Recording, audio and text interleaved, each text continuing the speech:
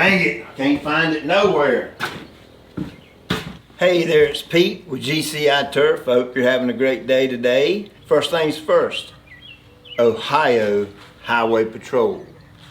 Man, that's a cool shirt. Matter of fact, when I went to Ohio, when we went to Indiana, we went through Ohio to get there, obviously, and I remember seeing some highway patrolmen and had that tire with the wings coming out. Such a cool logo. And when I got my t-shirt in the mail, it just, boom, I saw those guys riding up down the road protecting the highways of Ohio. Such a cool job. If I wasn't such a scaredy pants, man, I'd love to be a highway patrolman, but I don't know that I'm the man that's cut out for that. But I will thank you and will support you 100%. And all you law enforcement guys, firemen, EMS, man, send me some t-shirts, man. Link in the description where to send them. I want to wear them and tell you thank you and publicly recognize different places all around the country that serve in your local communities and your state.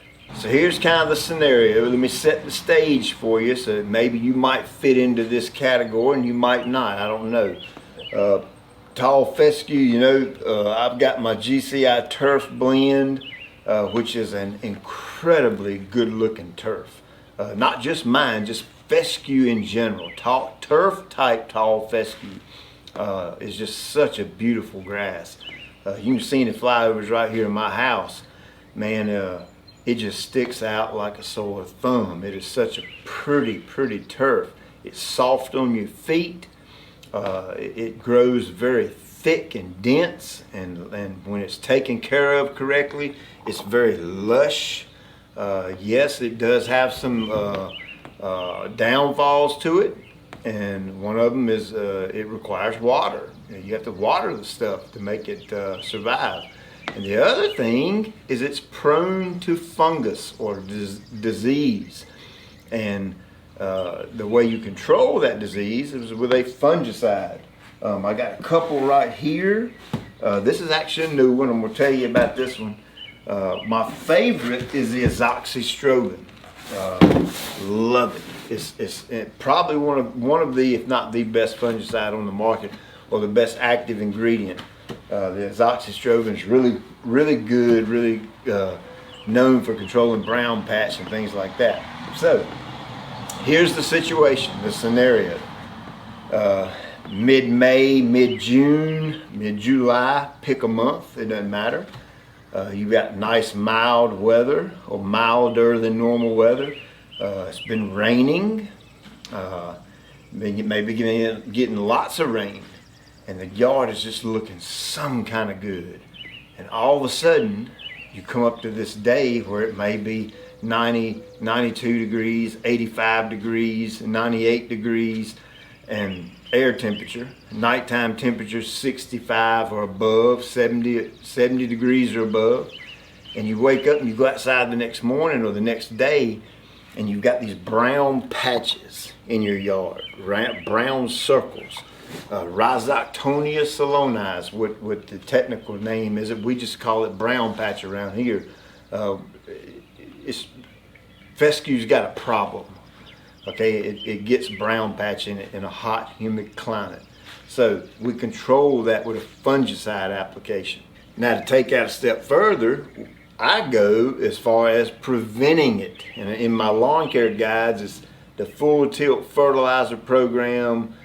Front to start to finish, get your dirt right, all that kind of thing. And it's got a full tilt, full blown, professional style fungicide program in there, preventative, and then it also tells you if you have to cure it. So what we're going to do today is we're going to talk about curing it. Meaning if you got those brown circles and brown patches in your yard, look at the pictures. I'm going to throw a couple of pictures up right here. If your yard looks anywhere remotely close to that, everything's good and green. You've had rain. It's not heat stress. Everything's looking good, but you got these big old fat brown patches. I'm going to show you, let's look at some of the lesions on this grass right here. And you can get down real close to your turf and examine it. And if you see those lesions and these little abnormalities on the grass blade, and then you jump back and look at the big picture and you got a brown patch or a brown ring or a circle or whatever you want to call it, you can pretty much bet your last dollar that that's brown patch, Rhizoctonia soloni. Now, I've got my yard right here. This is the test plot area. This is a 12,000 square foot. It includes a little bit behind the garden over here and my bluegrass over here. And we're going to treat the bluegrass while I'm at it. While I do my fungicide with the same mix, same everything. And I'm going to pretend that my yard has brown patch in it. Okay, I'm pretending right now. It don't have a lick of brown patch in it because I prevent all that. So, here's kind of like a little pro trick. I don't know if any other pros do it. I'm sure they do. I've been doing it for years, and it will help your brown patch heal up much quicker than it typically would with just a straight fungicide. I've got some 1801 right here, green punch. I've got the O2 natural adjuvant. So I want to introduce you to a new fungicide. Now it's not new, okay? It's been around for a long time. It's new to you because it's the first time I've showed it to you. It's called Armada. Now, you know, in my guides we use the azoxystrobin. It is an expensive fungicide. Okay, it is what it is. It's one of those you get what you pay for. This would be a little bit cheaper. Someone with a little smaller yard might be an option for you. So I'm just going to show you how to use it, how to mix it with your tank, and go out here and spray. Now again, I'm going to pretend I've got brown patch out here, so I'm going to run a full rate. And of course, the reason I can get away with this is I'm about 26 days or so since my last fungicide application. So I'm not over applying anything. I'm right on time. I'm just simply using a different fungicide this time. And I'm going to use the full rate this time because again, I'm pretending I've got brown patch out here just so I can show you. So what happens when you get brown patch is that fungus kind of infiltrates the yard and it'll kind of stunt the turf a little bit. You'll notice it'll stop growing as good as it was. And you'll also notice a discoloration over the yard. And what we want to do, we want to stop that fungus. And then we also want to promote it to grow. The reason we want it to grow, now we don't want it to grow fast, okay? So we're not going to use a lot of this, just a little bit. We don't want it to grow really fast because we don't want to stress it out during the summer, okay? So what we'll do is we'll mix the fungicide with the green punch. And as the fungicide is curing the disease or taking the fungus out, the green punch is going to stimulate the turf a little bit. Now here it's going to do two things. One, we're going to knock your fungus out. Two, as that fungus gets knocked out and then your turf begins to take this in, okay, and all this is going to happen really quickly because we got the adjuvant in the tank. I'm going to tell you a little bit more about that in a second. That turf is going to start growing, okay? And as it grows, it's going to push the brown from the fungus up. So the first 3 or 4 or 5 days, you're going to look at it and you're going to be like, well, dang, that crap didn't work. Because it's going to look more brown to you because the new growth is coming up out of the grass and pushing the brown up. Now as you mow, you're going to cut the brown off and you're going to go back to green. By the time that brown gets up to the top, you cut that last little bit off, a couple of mows, and then you're back to green. Now, should you bag your clippings during this process? If at all possible, I'd say yeah, because you want to bag that fungus and you want to take it away from your yard. You don't want to put that right back on top of the yard, okay? Now, why is an adjuvant so important? You know, I'm a big time fan of adjuvants. I've researched them for years and tried dozens and dozens of different ones until I landed on O2, the natural adjuvant. So not only are you getting like a sticker, spreader, surfactant, adjuvant, all that kind of thing, basically it makes whatever I have in the tank, and in this case it's a fungicide, an 1801, it will make it stick or adhere to the leaf better. That is the job of the yucca in the product. It makes it stick to it. Now that's just part of it. That's the actual surfactant part of it. The adjuvant part of it is the chitosan.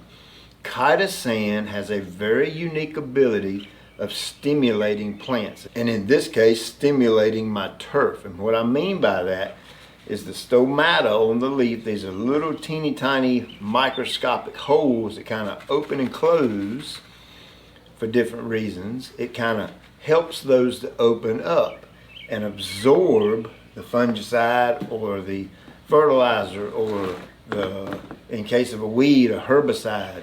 Anything that's in the tank is going to help the plant to absorb it or take it in better and get inside the plant and start working from the inside out. So here's your little fun fact. Plants in general create a substance called phytoalexins. And what that is when an insect starts eating on a plant, or a plant starts going without water for a while, drought, heat stress, that kind of thing, or when disease sets in. The plant knows that. It's got a self-defense mechanism kind of built into it. God put that in the plant to protect itself. And when it starts to go into that self-defense mode, it produces these phytoalexins, okay? And that kind of helps the plant go, and kind of fight back against whatever is attacking it. Now where chitosan comes into play is chitosan enhances that effect, or the phytoalexins. It stimulates that to produce more or to make that stronger so that it can withstand the heat stress, the drought stress, the insects chewing on it, or the disease even better. It promotes the plant to fight back against whatever is attacking it. So not only are you getting the surfactant part of it with helping this stick to the plant so it can actually work, you're also getting, heck, you guess like having Mike Tyson in your corner. You know what I mean? You got a boxer in your corner right there, and he's putting his dukes up and he's saying, come on, get you some, because I'm gonna take you out. So this is my Strom sprayer right here, and I've got 12,000 square foot. I'm gonna make this really simple on me today. I've got my sprayer nozzle assembly. Spray's about 8 foot wide, and that way I can cover this pretty quickly. I'm gonna bust this section up into 2 different sections, 6,000 and 6,000. So I'm gonna go over 6,000 square feet with 4 gallons, and I'll have the amount of product I use for that 6,000 square feet in this 4 gallon tank, and I'm going to apply it evenly over that 6,000 square feet, and I'm going to go to bed tonight sleeping real good because I know that I put the right amount of product on the right square footage. Now I've been doing this right here for a very long time. I've been reading these labels and reading them and reading them. And my rate right here for brown patch is 0.6 ounces to 1.5 ounces. Again, I said I was going to run a high rate on it, really for 2 reasons. One, I'm kind of pretending I've got brown patch. I'm not breaking any rules by running a high rate. It's labeled for me to do so. And number 2, we're in some pretty extreme disease pressure right now. We had a copious amount of rain not too long ago, and we're really hot and really humid right now, and I'm watering out here too. It's just everything's in play for disease, so I'm gonna up my game a little bit. Always read your label. Regardless of what I tell you, read this daggone label, because I'm a human being. I am subject to failure. I'm subject to mess up. I'm subject to tell you wrong. So don't you ever, even if I send you an email back, if you email me and I email you back and tell you to do this, that, always get that label out. It takes you 3 minutes to do that. And double check me, double check the label, always do that. Let me clarify something. I think I used the wrong word right there. Yeah, I'm subject to failure, but when I fail, I get right back up and run slam over top of whatever made me fail. I think a better way to word that would have been, I'm subject to be wrong sometimes because I'm human, right?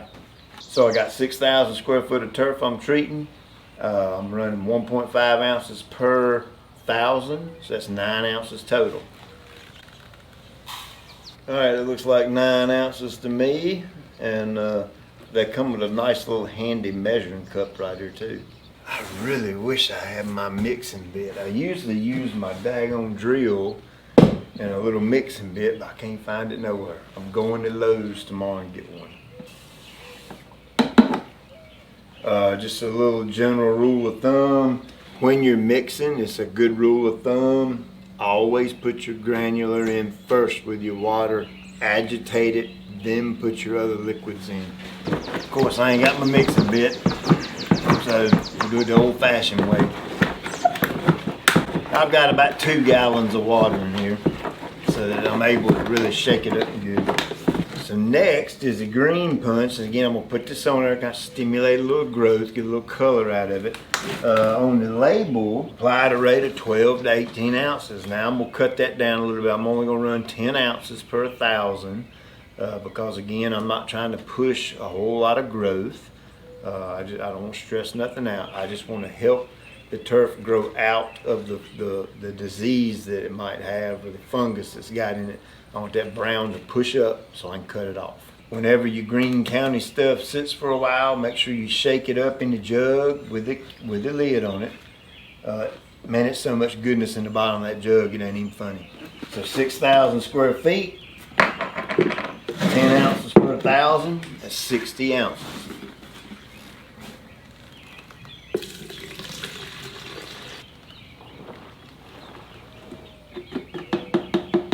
Man, it's so much easier with my drill bit. I'm gonna get one. Here's your little trick. This is my new GCI measuring cups. And, you know, you'll have a little bit of left over in the bottom, or maybe a little bit on the sides of your whatever you're putting in here.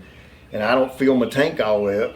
That way I can fill my measuring cup up with water and then use it to kind of help fill the tank up. And it cleans my mixing cup out at the same time. That way it's ready to go for the next time I use it.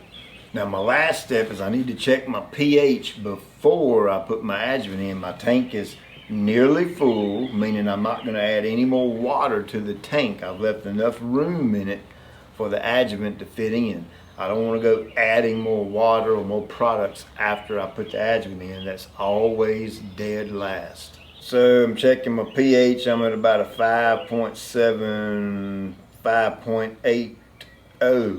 So I need to drop that down to a 5 or a little bit below. The reason for that is chitosan has to have that low pH to stay suspended in the solution, meaning if you don't drop it right, you may get some clumping, things like that. The chitosan just won't work like it's supposed to. It's kind of the activator is the pH being at a 5 or lower. And man, I only need to drop it a little bit, so I'm just putting just a little tiny bit in there. Of course, if I have my drill mixer, I could mix it up right now, but I don't have it. I'm gonna shake it a little bit. So after I shake it a little bit and mix it up, I'm gonna check it again. And I need just a pinch more.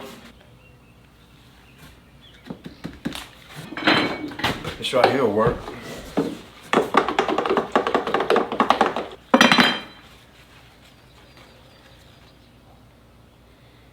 There we go. 4.58. So I'm good to go.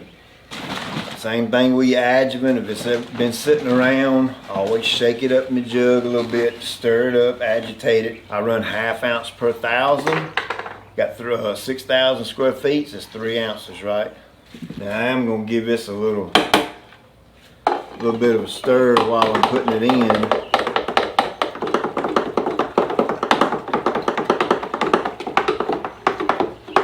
You know, while I'm at it, I get asked a lot of times in my emails, in my group, my Facebook group and all that, Pete, just how often do you use the adjuvant? As long as it's not humic 12 or aerate or dethatch. I don't ever use it when I use those products. But other than that, I use it in every single liquid application that goes on this yard, and we do it in our company too.